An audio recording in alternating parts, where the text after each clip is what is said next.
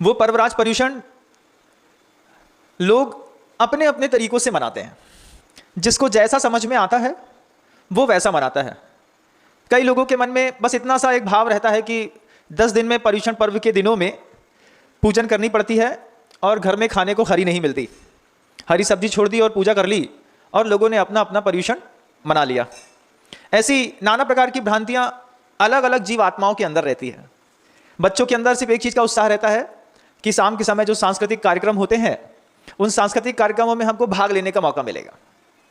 किन्हीं और लोगों के मन में थोड़ा बहुत और कोई उत्साह विशेष प्रकार का रहता है कि एकाध कोई विद्वान आ जाते हैं, उन विद्वानों के माध्यम से समाज में कुछ प्रवचन मिल जाएंगे, देख लेंगे, सुन लेंगे, इज्जत बढ़ेगी, बात खत्म हो जाती है।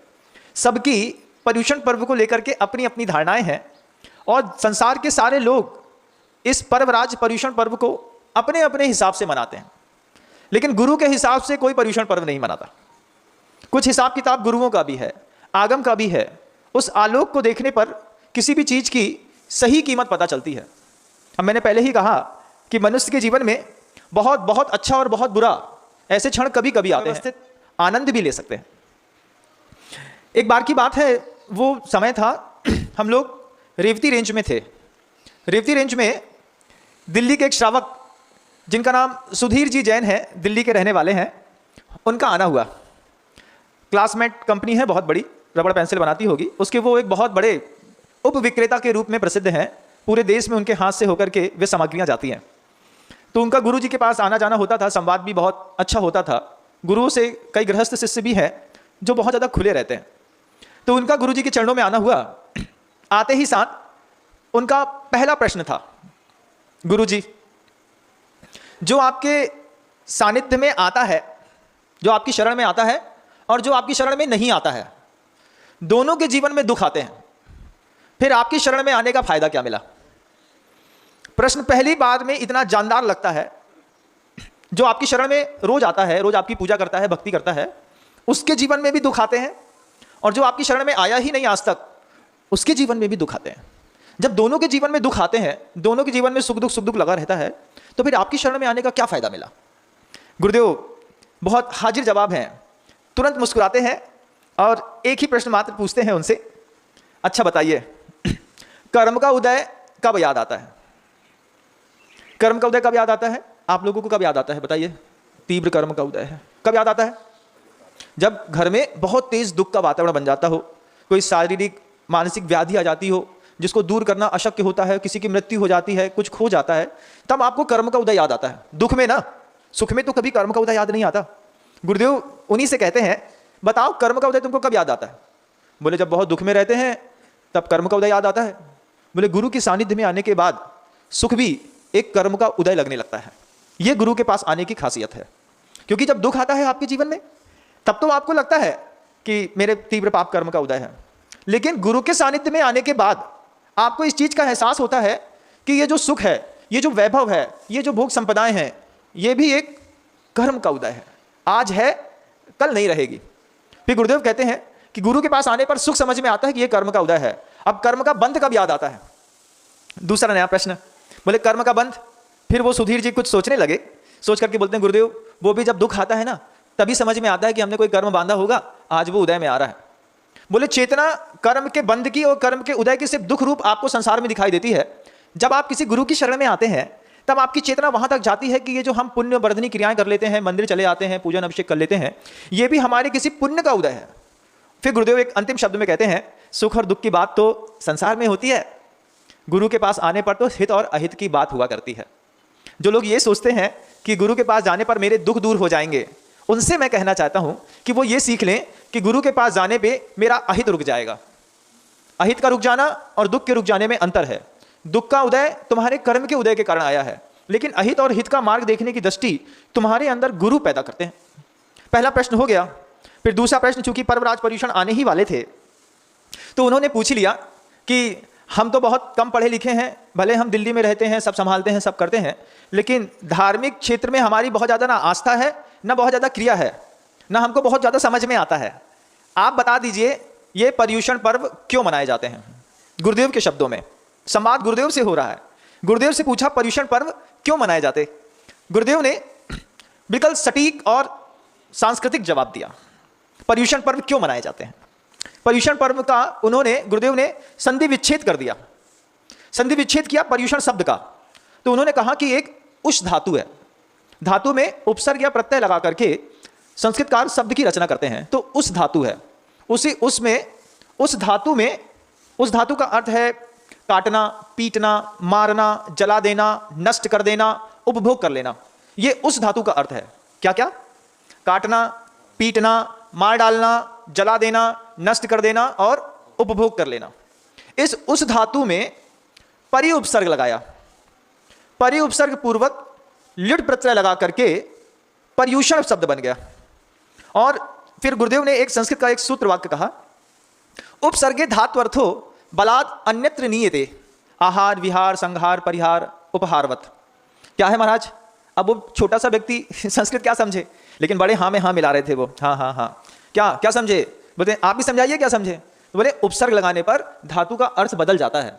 उपसर्गे धात्वर्थो बलाद अन्यत्र नीयते, बलाद बलपूर्वक उस धातु का अर्थ ही बदल जाता है। कैसा? जैसे हार में हार धातु है, उसमें आप आ लगा लो, उपसर्ग आहार हो गया, वी लगा लो तो विहार होगा, परि उपसर्ग लगा दो तो परिहार हो गया, संग उपसर्ग लगा लो तो संहार हो गया। आहार विहार संहार उपहार परिहारवत, धातु एक ही है, उपसर्ग लगाते जाइए अलग अलग और अलग अलग शब्दों के अर्थ बनाते जाइए। फिर आचार्य जी ने उनको समझाया कि देखो उस धातु है ना, उस धातु के अर्थ क्या क्या हुए, और उससे एक और नया शब्द बनता है जो आप लोग उपयोग करते हैं, उष्ण। बोले बहुत उष्ण था, जल गए। उस धातु का अर्थ ही है जलाना, नष्ट करना, काट देना, मार डालना, भ्रष्ट कर देना, उपभोग कर लेना। तो वो उस उष्ण है, एक शब्द उपयोग तो करते हैं आप लोग, बहुत उष्णता थी, गर्मी बहुत तीव्र है, उष्ण हो रहा है, कैसे जाएंगे। वो उष्ण शब्द कहाँ से आया?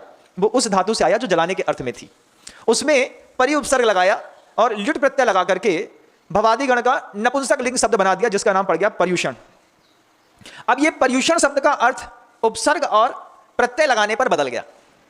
उपसर्ग और प्रत्यय लगाने पर जिसका अर्थ अभी उस धातु का अर्थ जलाना, काटना, मारना, पीटना हो रहा था, अब उस धातु का पर्युषण शब्द का अर्थ पूजा, अर्चना और सेवा हो गया।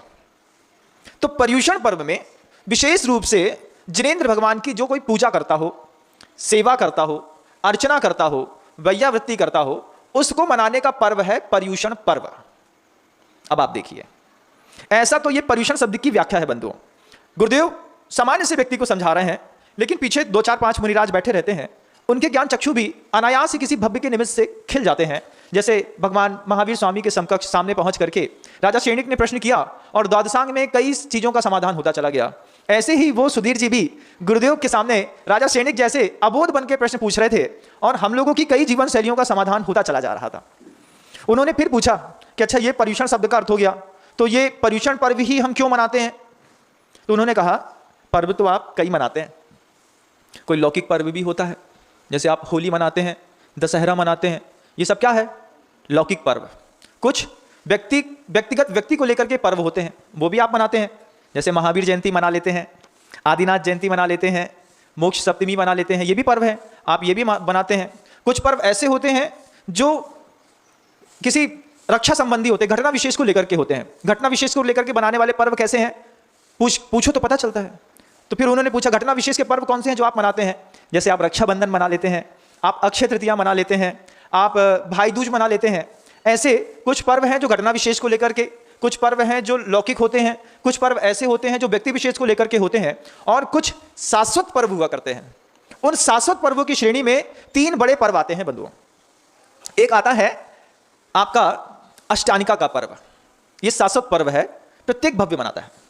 दूसरा शाश्वत पर्व है पर्युषण का पर्व, ये पर्युषण पर्व क्या है? सेवा, अर्चना, पूजा इत्यादि के रूप में।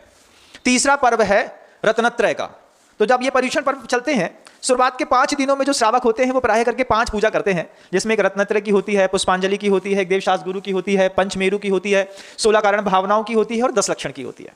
ये पूजाएं 5 7 6 पूजा प्रत्येक श्रावक शुरुआत में 5 दिनों तक करता है। उसके बाद पंचमेरु की पूजा रुक जाती है, बाकी पूजाएं चलती रहती हैं। तब गुरुदेव से उन्होंने पर्युषण शब्द का अर्थ पूछ लिया। फिर एक नया प्रश्न, तो महाराज जी ये पर्युषण पर्व का अर्थ समझ में आया कि सेवा, पूजा, अर्चना होता है, तो ये लोग आपके पास आकर के क्यों मनाते हैं? अपने घर में भी मना सकते थे, लेकिन लोग जो हैं वो आपके पास, मैं देखता हूं इतनी भीड़ आती है यहां पे, इतनी भीड़ के बीच में लोग पर्व मनाते हैं, इतनी गैदरिंग रहती है, कैसा किचकिच चिक चिक होती रहती है, आपके पास आकर के क्यों? तो गुरुदेव का बहुत सटीक और मनोहर उत्तर था कि गुरु की सन्निधि में जब ये पर्युषण पर्व मनाए जाते हैं तो व्यक्ति को अपनी योग्यता से ज्यादा सुख मिलता है।